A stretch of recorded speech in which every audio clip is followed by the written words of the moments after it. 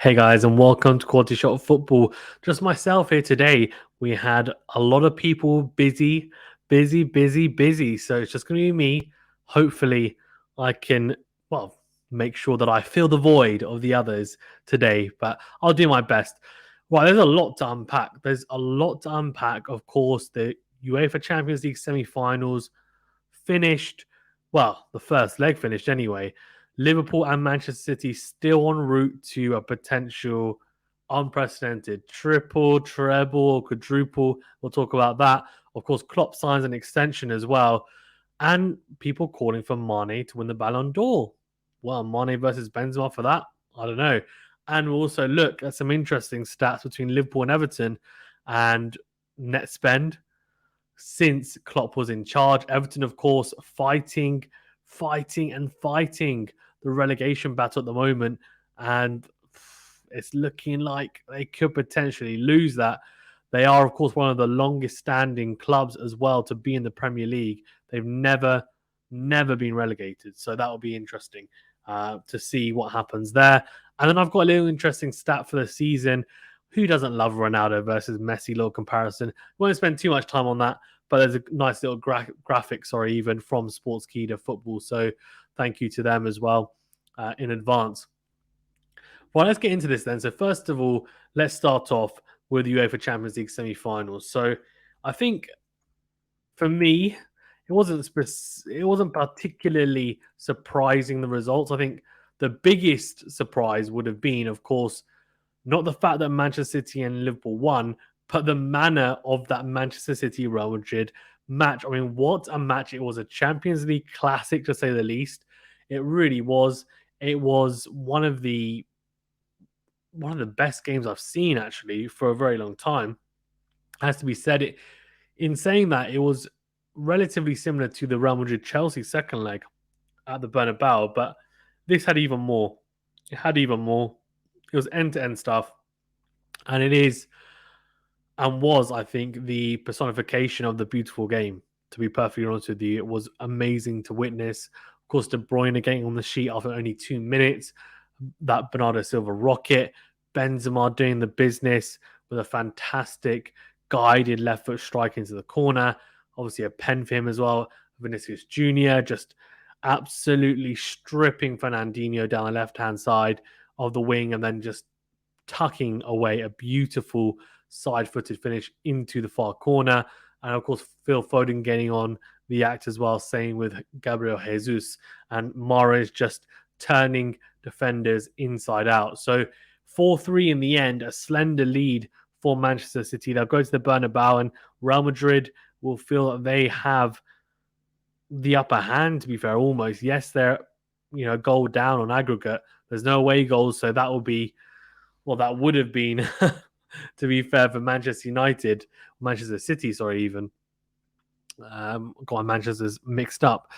It would have been an absolute nightmare had away goals been in play, because 3 away goals from Real Madrid, I mean, yeah, okay, they lost 4-3, but it would have meant that they could have won 1-0, 2-1, 3-2, and they still would have gone through. Now, of course, if they win by any of those margins, by just the goal, then we'll go into extra time, we'll go into penalties potentially as well. So really looking forward to that. I feel like that is a spicy game for the week upcoming, and very much looking forward to that. And then, of course, we have Liverpool versus Villarreal.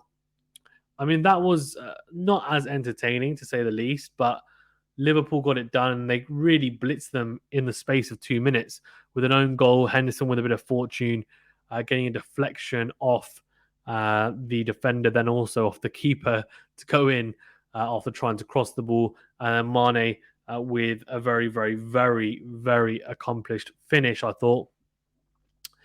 It was a toe poke, but a good ball from Salah as well. They're clearly gelling really well, and they have done for a very long time, to be fair. Of course, quadruple chasing Liverpool. And that ties us in quite nicely into Jurgen Klopp. So Jurgen Klopp, of course, signing a new contract, an extension that will take him to 2026, if I'm not mistaken. His contract was going to run out in 2023. That is a huge huge coup for Liverpool and Liverpool fans. Of course, he's done such a fantastic job at Anfield. I mean, they've won the Champions League once, they've won the Premier League. They're looking this year to win a lot more silverware. They've already won the League Cup. They're in the final of the FA Cup. They're in the semi-finals of the Champions League. It looks like they're probably going to make the final. They've got a 2-goal cushion going into that second leg. And of course, they're only 1 point behind the Premier League. And they're really hot on the heels of Manchester City. So, look, I think they'll win at least 2 trophies, if not 3 or 4. Who knows? We'll see. But the fact that he has committed his future for another at least 4 years is fantastic news. Apparently, as well, driven by his wife, which is quite interesting. He asked her, what do you think? And she said, I can't really imagine being anywhere else at the moment. The people really need us. So, obviously, she's taken a liking to it, and he's happy as well. So happy days if you're a Liverpool fan, to be fair. Nothing to worry about whatsoever. So that's all good. And then I guess on the front of Salah and Mane signing new contracts or potentially leaving Liverpool, Jurgen Klopp did say that, yes, maybe him signing an extension could affect those 2 players' decisions if they're going to stay or leave. But he says ultimately it's up to the players. He doesn't think it's going to have a bearing. I think it will have some bearing. It will play a factor. I don't think it's the overriding factor. For Salah, he says that it's not just money, but other factors. For Mane, he's been linked to other clubs for a couple of years now, actually. Interesting to see if he leaves. I mean, himself and Salah both have very good relationships with Jurgen Klopp.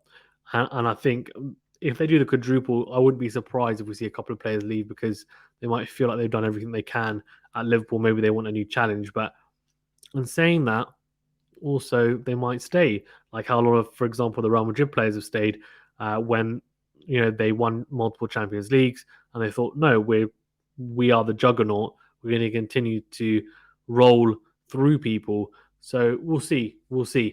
And I think the interesting thing about it is Mane at the moment is having a very good season. He's scored, I think, 14 goals.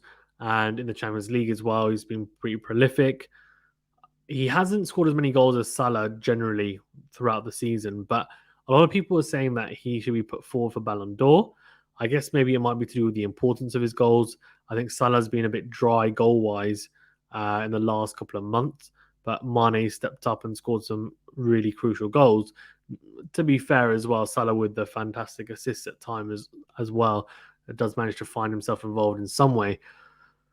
Now, could he be the one to potentially rival Benzema? We'll see. I think it's interesting, right? Because if one of those players ends up winning the Champions League, or they do a double or treble, for example, then that does add another little factor chucked into the mix where people will factor that in and they'll say, well, hold on, okay, he may not score as many goals as say Mane hasn't scored as many goals as Benzema, but actually the goals he scored have been so crucial that they've ended up winning X amount of trophies. So that makes a difference. So it'll be interesting to see.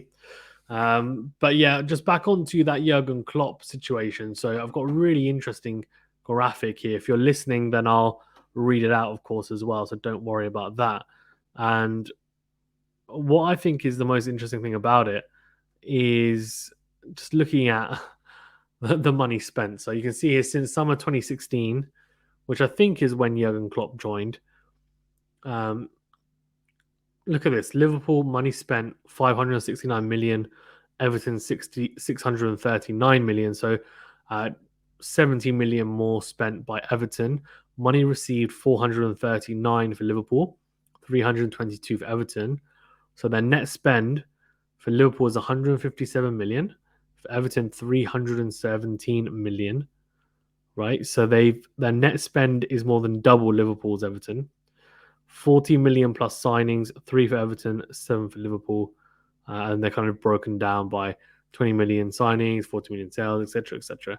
Major trophies, obviously 5 for Liverpool, top 4 finishes, 5 out of 5 for Liverpool, 0 out of 5 for Everton. Now, it's a pretty damning stat and comparison. And Everton, of course, now fighting and really scrapping to stay in the Premier League. And it just shows that, yes, you can spend a lot of money and yes, you can invest and it makes a difference, but it's also about how you spend it, because they have net spent double the amount that Liverpool have since 2016, but they're definitely nowhere near Liverpool's level. They're nowhere near even the level that they were at a couple of seasons ago. Everton, they've actually declined. So it says a lot, I think, about the players that you invest in and maybe the coaches, etc. as well.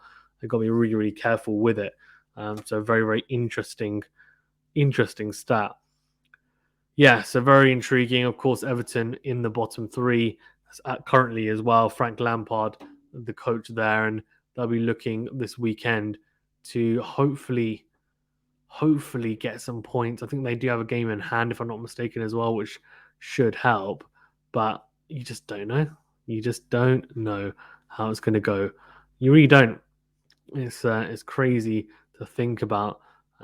Everton just struggling right now. They've got Chelsea as well. I mean, Chelsea are handing out points at the moment. They handed out a point to Manchester United. I mean, we were the better team, I thought, but just didn't manage to win it. So yeah, we'll see. We'll see. Very intriguing. Right, and then for me as well, of course, one of the most talked about comparisons is always Ronaldo versus Messi. Now, we haven't talked about it at all on the podcast since the podcast inception.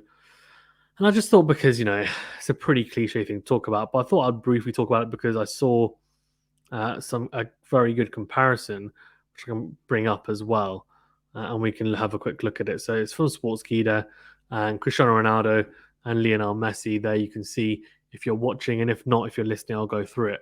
So games 36 for Ronaldo, 30 for Messi, 22 goals for the Portuguese superstar, 9 for the Argentinian, 3 assists for Ronaldo, 13 for Messi. Goal involvements 25 for Ronaldo, 22 for Lionel Messi. Minutes per goal involvement 118 for Ronaldo, 114 for Messi. Chances created 37 for Ronaldo, 67 for Messi. Shooting accuracy 55% for Ronaldo, 46% for Messi. Shot conversion 17% for Ronaldo, 9% for Messi. Passing accuracy 82 for Ronaldo, 86 for Messi. And dribble success rate 57% for Ronaldo, 61% for Messi. So yeah, I mean, really, for me, that they're pretty even in terms of the majority of the stats. I mean, some, of course, better than others. Of course, chances created, Messi almost double Ronaldo's, but then shooting accuracy better for Ronaldo, shot conversion better for Ronaldo. But then passing accuracy and dribble success rate better for Messi. Minutes per goals involvement. I mean, Messi pips in, but it's very, very close. I think goal involvements overall better, of course, for Ronaldo. So yeah, I mean, it's a very, very intriguing little list there. I think everyone can agree they're probably, well, that neither player is in the top, for me anyway, top 3 players in the world, but they're still in the top 10. That's for sure. They can still have a massive impact on the game because of how just their prestige, their status is just incredible to see. Really incredible to see. So we'll see. Thanks very much, guys, as well, for your support so far on the channel. Apart from that, to be perfectly honest with you, there's not really a lot else to get through. So I might keep this short and sweet, this one, as we don't have any other people on to discuss. But yeah, a very, very intriguing couple of weeks. Of course, next week we do have the second leg of those semi-finals. Villarreal, Liverpool on the Tuesday, Real Madrid, Man City on the Wednesday. I'll give my predictions. I think for Villarreal, Liverpool, I think Liverpool will at least get a draw. I think they'll get through pretty comfortably and make their way into the final. Real Madrid, Manchester City is a different story, and I think we could potentially see an extra time. We could potentially see a penalties. I think it's going to be really tight. It's not going to be as easy for Manchester City as a lot of people might think. I think it's going to be really, really tough at the Bernabeu, especially to get a win. I think if they can get a draw, then of course they'll still get through. That will be enough. So we'll see. But yeah, very intriguing to say the least. But look, I think for me, the Klopp extension is huge for Liverpool fans. That's the biggest thing to come out of this week. And lastly, as well, Chelsea are being looked to be, of course, bought out. And the LA Dodgers, Bowley, is set to be Chelsea lead bidder. A consortium led by the owner of the LA Dodgers is set to be named the preferred bidder for Chelsea. The club was put on sale, of course, before owner Roman Abramovich was sanctioned for his alleged links to Russia or the Russian president. Yeah. Ragnick named Austria head coach, which doesn't mean much, considering that he's going to be in a consulting role for. He's going to be in a consulting role for, for Liverpool anyway. So it does make a difference. And Conte dismisses links to PSG as fake news. Not really much to say there as well. So yeah, I'm going to keep it short and sweet, as it's just myself. Thanks very much, guys, for tuning in. Please remember to smash that like button and subscribe to the channel if you haven't done so already. And of course, as well, if you're listening or watching, do leave a rating or review on the podcast platforms. Benzema for Ballon d'Or, I still think he is. Yeah, Mane's up there. But Benzema at the moment in phenomenal form. I think he's scored over 40 goals this year already. It's been an incredible season, and he's peaking at the ripe old age of 35. So and fasting as well whilst he's doing it. So really, really impressive. Yeah, thanks very much, guys. Stay safe and well, and we'll see you on the next video.